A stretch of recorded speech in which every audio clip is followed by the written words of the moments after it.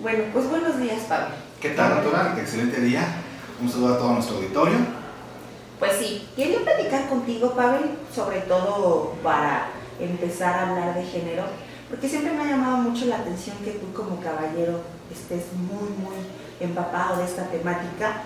y que siempre cuando se escucha un discurso, pues no es que uno esté en contra del discurso, ¿no? Sino que la dinámica social nos va diciendo otra cosa. Es muy fácil ahorita que viene la marcha del 8 de marzo, lo que se conmemora en estas fechas, algunas remembranzas no muy gratas para las mujeres por lo que hemos transitado, escuchar que estadísticamente se comenta y no hay un dato firme, no hay un dato real en el cual nosotros podamos sustentar este tipo de comentarios, pero escucho decir con mucha ligereza que 4 de 6 mujeres o que 4 de 10 mujeres han sufrido violencia en México, violencia sobre todo hablando de género. Otras estadísticas nos hablan que 6 de 10 mujeres, ahorita llevamos en 8 de 10 mujeres, pero creo, y es una situación que quiero platicar contigo, y como parte del gremio te puedo decir que estoy segura que 10 de cada 10 mujeres en México hemos sufrido violencia de género. Y no como la estamos viendo, como la sociedad la trata de ver o como la estadística nos las trata de demostrar, sino desde un punto de vista en donde no se normalice la violencia, en donde en muchas ocasiones las mujeres que hemos sido víctimas o que somos víctimas de algún tipo de violencia, ni siquiera nos damos cuenta que estamos siendo víctimas de esa violencia, ni siquiera la podemos ver porque está tan normalizada que forma parte de nuestro actual diario. Y es por eso que quería yo platicar contigo respecto a esta situación. ¿Y tú qué opinas a las cuestiones estadísticas que te estoy comentando y cómo vamos nosotras tratando de caminar en un intrincado recorrido hacia esa equidad, hacia esa igualdad sustantiva, hacia ese discurso, hacia evitar los techos de cristal? ¿Tú qué me dices, Carlos? Perfecto, pues muchas gracias por la invitación. Primero que nada, sí es muy importante asumir de entrada que como institución educativa es una encomienda que debemos asumir precisamente porque tratamos con capital social, con capital humano de suma valía. Estamos hablando de nuestros jóvenes, hombres y mujeres, y evidentemente también nosotros tenemos que evolucionar dentro de esa dinámica. Me queda claro que el movimiento finalmente es de las mujeres. De hecho, el movimiento es concebido de mujeres para mujeres, pero también los hombres tenemos que estar sensibilizados ante la realidad social que nos atañe, y efectivamente hemos registrado un crecimiento significativo, constante, en estos distintos tipos de violencia, en donde efectivamente no todas las mujeres han percibido esta realidad, pero es un hecho significativo que efectivamente cada una en sus diferentes roles, en sus diferentes posicionamientos, ha sido víctima de algún tipo de violencia. Tenemos violencias estructurales, tenemos violencias de Estado, tenemos violencia de mujeres contra mujeres incluso. Claro, esto es un sistema que ha demostrado que el patriarcado ha implantado una huella perenne en la idiosincrasia nacional, y eso evidentemente está pasando factura en todos los gremios, en todos los niveles, en todos los ámbitos de competencia, en las familias, en todo tipo de instituciones sociales, formales e informales. Entonces, estamos frente a un escenario cada vez más complejo en el cual necesitamos transversalizar por lo menos esta perspectiva de género como algo de nuestro día a día, y justamente ahí va la opinión en ese sentido. Muy bien. Pues sobre todo, y ahorita que vamos a escuchar más hablar a ti acerca del género, reitero, por el hecho de involucrar a los caballeros en este movimiento, que no nada más, como tú bien lo dices, es una situación nuestra, y yo que pues ya tengo varios años, decirte que ha sido un camino muy difícil para nosotras, el desde el poder reestructurar, el de poder elegir una licenciatura, el de quitarnos todos estos machismos, el estar en una sociedad androcéntrica 100%, en una educación que viene desde una formación machista hacia nosotras, y que nosotras seguimos repitiendo estos patrones conductuales con nuestros hijos, y todavía cuando nos encargamos de la educación, ¿no? Cuando nosotras salimos a laborar, desafortunadamente la mayoría de nuestros trabajos son relacionados con lo mismo, con la educación, con el cuidado, con la forma de representar ese trabajo privado que hacemos en la casa, y no lo estamos llevando al campo público. Entonces, a veces muchas de nosotras que estamos en la educación continuamos con este tipo de patrones, y como tú también lo indicas, somos las primeras que criticamos criticamos o las primeras que invisibilizamos esta situación de la violencia contra las mujeres. Entre nosotras somos muy despiadadas al momento hasta de hacer comentarios, inclusive hasta de la forma de vestir de otras mujeres, que no tendría que ser por parte nuestra, al contrario, hablar de en realidad de empatía, en realidad de sororidad. Y es por eso que me gustaría que también nos mencionaras tú qué piensas al respecto. Perfecto. Justamente uno de los problemas que se ha logrado visibilizar alrededor de la perspectiva de género en México específicamente es justo esta transición hacia la implantación de una perspectiva cada vez con mayores índices o mayores tendencias humanas. Y bueno, pues precisamente ahí es donde entra la sororidad, que es un fenómeno también muy interesante. No es obviamente de surgimiento nacional, surge en otros países, hay teóricos obviamente muy centrados alrededor de ello, mujeres evidentemente, en donde pues hablamos de una beta cultural del feminismo, y esta beta cultural del feminismo es precisamente la no violencia estructural, no violencia patriarcal, sino una no violencia general basada en un parámetro de ética política, porque evidentemente nuestras relaciones como hombres y como mujeres siempre es una relación de carácter político. Estamos haciendo acción política en el momento en que nos posicionamos también. Y bueno, pues este movimiento bien interesante porque surge de mujeres para mujeres, y aquí en México obviamente pues lo que se pretende es reducir de manera significativa las disidencias sexogenéricas, y en ese sentido las mujeres se conciben como iguales, con la intención precisamente de ya no estar rivalizando y generar este tipo de violencias bajo este ángulo de la sororidad, en un sistema que evidentemente sigue siendo violento, que sigue siendo falocentrista, que sigue siendo patriarcal, y que todas las instituciones, incluso hasta las instituciones que ahora se ostentan con perspectiva de género o que se dicen portavoces de la actividad de la mujer en el escenario de lo público, pues lo siguen haciendo, ¿no? Y bueno, pues efectivamente la intención es vencer con estas perspectivas en donde entre mujeres, por ejemplo, se generan críticas sobre el cuerpo, como bien lo comenta, sobre sus mecanismos de supervivencia, es decir, en el plano de lo económico, en la competencia económica, la visibilización obviamente de su quehacer y de su ser, ontológicamente hablando, las resistencias, porque de pronto parecía que también hay sectores en la multisectorialidad del movimiento feminista en donde no todas las mujeres o no todos los grupos o no todos los colectivos simpatizan con la forma en la que se manifiestan o con la forma en la que tratan de hacer visible su labor. Al contrario, rivalizan, y eso es interesante. Por eso es que de repente se ha segmentado y no ha logrado cuajar, digamos, de manera cabal el movimiento. Y bueno, pues los comparativos en razón del comportamiento de las mujeres entre mujeres, los estereotipos también de belleza, que bueno, pues los estereotipos generalmente son basados en la visión antropocentrista.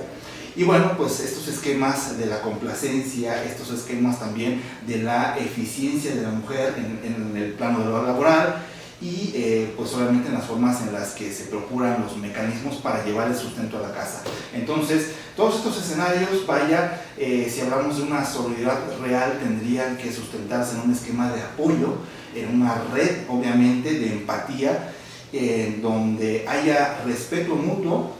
y sobre todo un pacto perenne, un pacto inteligente en el que se respeten estas diferencias entre los diferentes subgrupos, entre los diferentes colectivos de mujeres. Es lo que hace falta, creo, en realidad, en este sentido. Muy bien. Y sobre todo ya atribuyéndonos también a nosotros las conductas, porque no todo es parte de un sistema androcéntrico, no todo es parte de la situación, sino de nosotras mismas. Yo quisiera que platicáramos un poquito de los techos de cristal, porque creo que eso es lo que nos estamos enfrentando ahorita la mayoría de las mujeres, al ya tener la preparación, al ya poder salir a la vida pública, trabajar, al poder desempeñarnos, al poder aportar. Entre nosotras mismas y solitas estamos colocándonos esos techos de cristal que a lo mejor no me permiten subir, o están siendo colocadas por las instituciones, o están siendo colocadas por otras mujeres, o bien hasta a veces incluso por los empleadores. ¿Tú qué opinas al respecto de esta visión del techo de cristal? Bueno, esta visión, digamos, con la intención de darle una nomenclatura a una realidad, Y eso es muy importante. Creo que uno de los avances significativos justo de la perspectiva de género es primero aprender a nombrar, invocar el problema para poder después darle una solución pragmática y eficiente, ¿no? Y justo pues estos impedimentos, estos raseros, esto que va asociado justo al tema de los pisos que no son parejos también de pronto,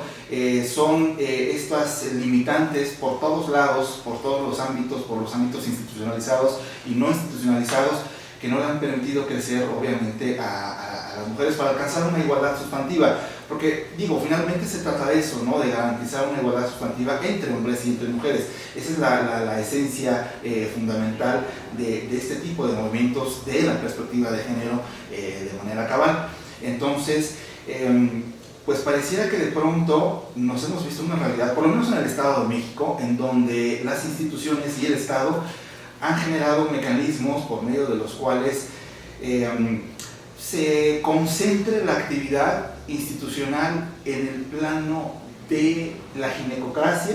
basada en un teorema político. Es decir, que de pronto por garantizar un clientelazgo, por garantizar un esquema de sufragio universal basado en la mayoría de la población, que son y siguen siendo las mujeres, pues obviamente ahí se convirtió en una beta a explotar, y evidentemente el discurso gira hacia allá, y ese es el principal techo de cristal, evidentemente, porque no es un movimiento empático real, no es una transversalización, un proceso de mainstreaming auténtico, sino en realidad estamos sentando las bases para un clientelazo político. Lo vemos ahorita en las contiendas, en los diferentes niveles, en votaciones que se vienen a nivel federal, completas e intermedias, y pues justamente la tendencia es esa. Entonces pareciera que de pronto se trata de complacer, de favorecer a un movimiento, pero en realidad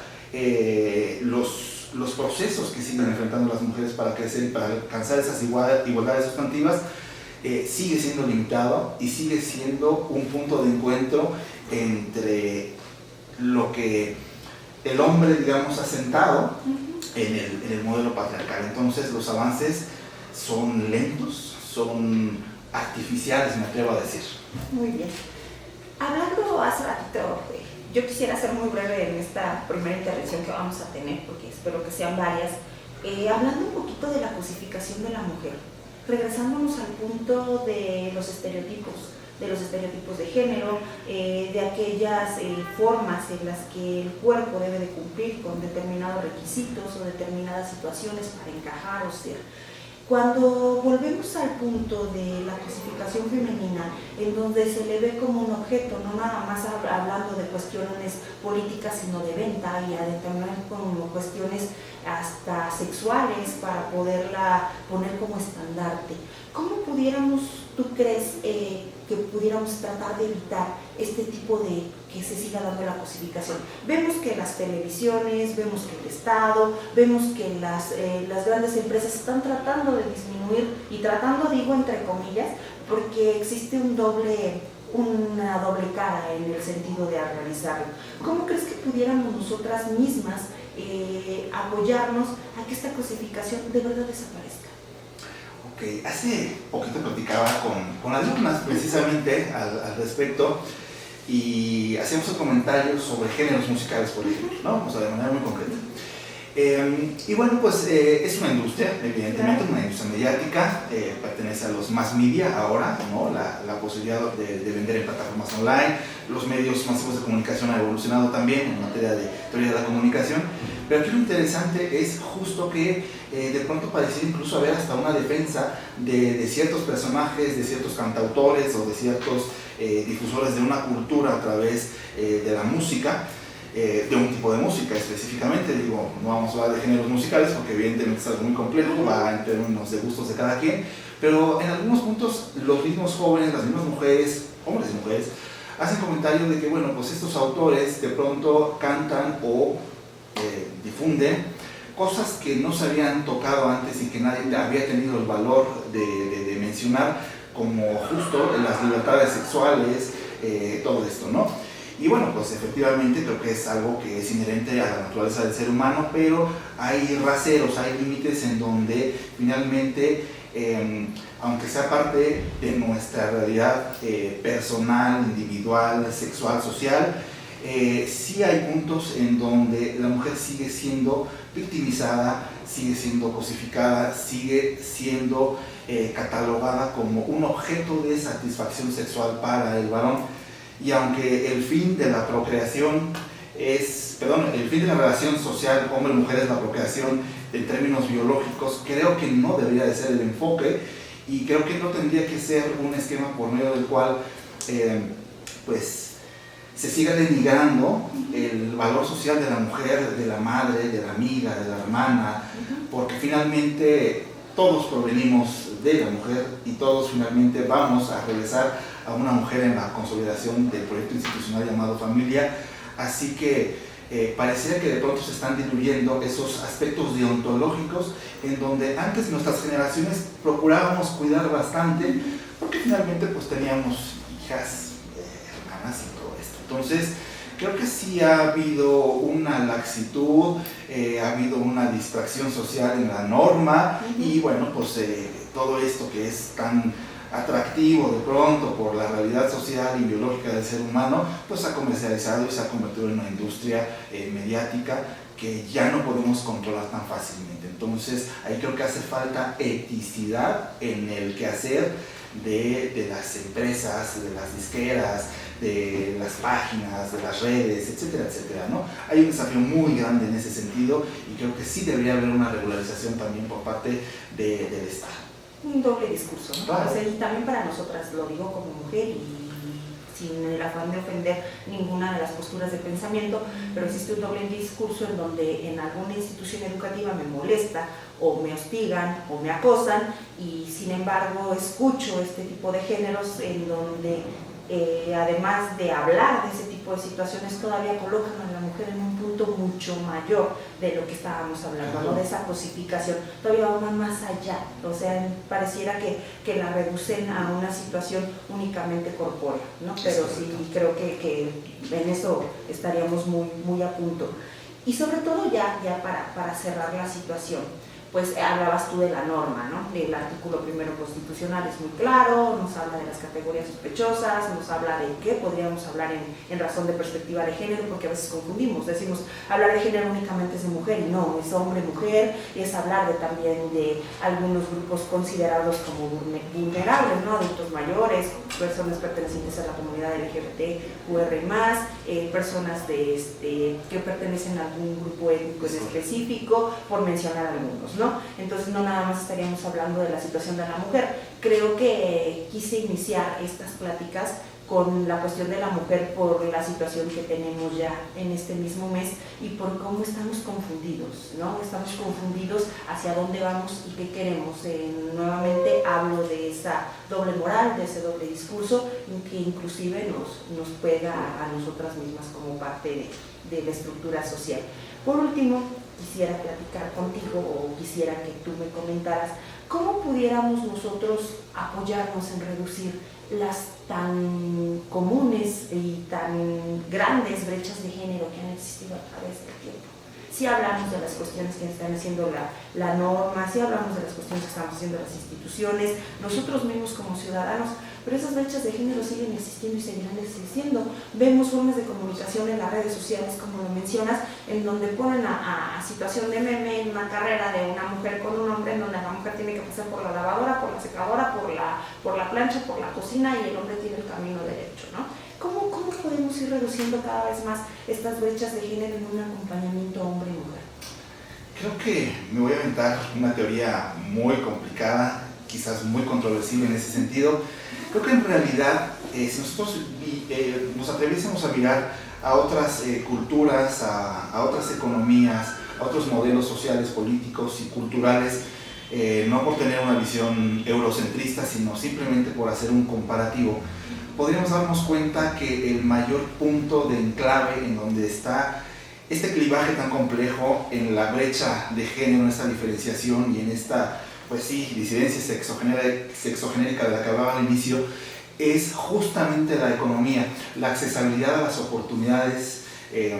pues por parte no solamente del Estado. Me queda claro que también hay una responsabilidad del sector privado, de las empresas, que siempre han estado en México acostumbradas a ganar. Nunca ha habido una inversión en términos de costos sociales que pueda también ayudar a reducir, primero de entrada, la brecha económica, ¿no? Porque evidentemente si esa brecha económica sigue estando latente, si un porcentaje muy reducido sigue ostentando la mayor parte de nuestra economía a nivel nacional, nuestra producción nacional bruta, y la mayoría tenemos que sobrevivir con las migajas que dejan estos sectores, estas plutocracias y demás, pues evidentemente la disparidad sigue siendo amplia, sobre todo en el sentido de accesibilidad a oportunidades de crecimiento, de desarrollo, de justicia social, de igualdades, en donde la mujer efectivamente puede incursionar en todos los ámbitos que guste y mande, y obviamente en condición, por ejemplo, de remuneración de manera